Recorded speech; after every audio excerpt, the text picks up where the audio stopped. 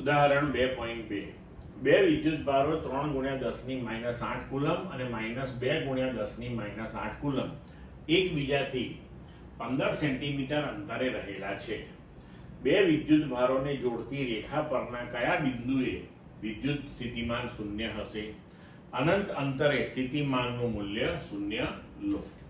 હવે વિદ્યુત સ્થિતિમાન જે છે એ અદિશ રાશિ છે. ધન વિદ્યુત ભારનું સ્થિતિમાન ધન મળશે અને ઋણ વિદ્યુત ભારનું સ્થિતિમાન ઋણ મળશે.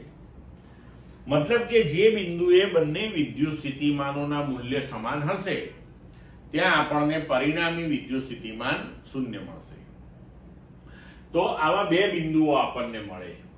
બંને વિદ્યુત ભારોને જોડતી રેખા પર બે બિંદુવત વિદ્યુત ભારોની વચ્ચે આવું એક બિંદુ મળે અને એક બિંદુ અક્ષ ઉપર બહારની બાજુએ મળે.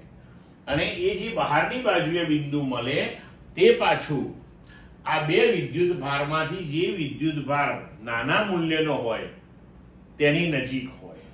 એટલે અહીં આપણને ધારો કે એક બિંદુ P એવું મળે છે કે જ્યાં પરિણામી વિદ્યુત સ્થિતિમાન શૂન્ય થાય છે અને બીજું બિંદુ ધારો કે તેવું Q છે. બરાબર? તો હવે આ બંને બિંદુઓ આપણે કયા સ્થાને ગોઠવાયેલા છે તે શોધીએ. ધારો કે બિંદુ P એ 3 × 10⁻8 કુલમ એટલે એને આપણે Q1 વિદ્યુતભાર કહીએ. તો Q1 વિદ્યુતભારથી x અંતરે રહેલો છે. હવે બંને વિદ્યુતભારો વચ્ચેનું અંતર r 15 સેન્ટીમીટર છે એટલે Q2 -2 × 10⁻8 કુલમ આ વિદ્યુતભારથી તે 15 - x જેટલા અંતરે રહેલો હશે. હવે P બિંદુ પાસેનું કુલ સ્થિતિમાન એટલે કે Q1 નું સ્થિતિમાન અને Q2 નું સ્થિતિમાન તેનો બૈજિક સરવાળો. તો V = V1 + V2 = KQ1/R1 + KQ2/R2 અને એ આપણને મળે છે 0. તો હવે આપણે અહીંયા આગળ મૂલ્યો ગોઠવી દઈએ. તો P બિંદુ પાસે K 3 × 10⁻8 એટલે Q1 થી P નું અંતર x. હવે Q2 એ -2 × 10⁻8 છે એટલે માઈનસ નિશાની મૂકી K as it is અને અંતર 15 - x એના બરાબર 0. હવે K 10⁻8 કોમન લઈને જમણી બાજુ લઈ લઈએ તો કેન્સલ થઈ જશે. હવે આ જે પદ છે એને આપણે જમણી બાજુએ લઈ જઈએ તો 3/x = 2/15 - x. આમાં આપણે ક્રોસ ગુણાકાર કરી અને પછી x ને જો સૂત્રનો કર્તા બનાવીએ તો x = 9 સેન્ટીમીટર મળશે. એટલે કે એક બિંદુ P કે જે Q1 થી 9 સેન્ટીમીટર અંતરે રહેલું છે ત્યાં આપણને પરિણામી વિદ્યુત સ્થિતિમાન શૂન્ય મળશે. હવે ધારો કે બીજું બિંદુ Q જે છે એ Q1 વિદ્યુત ભારથી y અંતરે રહેલું છે. તો પછી Q2 થી એ y -15 અંતરે રહેલું હોય.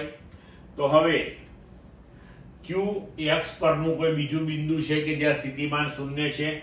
તો હવે એ બિંદુ માટે આપણે આ જે સમીકરણ છે એ જ લાગુ પાડીએ અને એની અંદર મૂલ્યો ગોઠવી દઈએ. તો K Q1 નું મૂલ્ય અંતર R1 = Q1 થી અંતર y, પછી Q2 તમારો માઈનસ છે તો -K 2 × 10⁻8. Q2 થી અંતર y -15 છે તો y -15 = 0. ફરીથી આપણે K અને 10⁻8 કોમન લઈને જમણી બાજુએ લઈ જઈએ તો કેન્સલ થઈ જશે. તો હવે આ બીજું પદ જે છે એને જમણી બાજુએ લઈ લઈએ તો આપણું સૂત્ર થઈ જશે 3/y = 2/y -15. હવે ફરીથી આપણે ક્રોસ ગુણાકાર કરી અને જો y ને સૂત્રનો કર્તા બનાવીએ તો y નું મૂલ્ય મળશે 45 સેન્ટીમીટર. એટલે કે બીજું બિંદુ કે જ્યાં સ્થિતિમાન શૂન્ય હશે તે Q1 થી 45 સેન્ટીમીટર દૂર Q2 તરફ આવેલું હશે.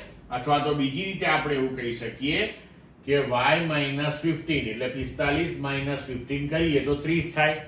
તો આપણે એવું કહી શકીએ કે Q2 થી 30 સેન્ટીમીટરે આ બિંદુ આવેલું હશે. ક્લિયર મિત્રો?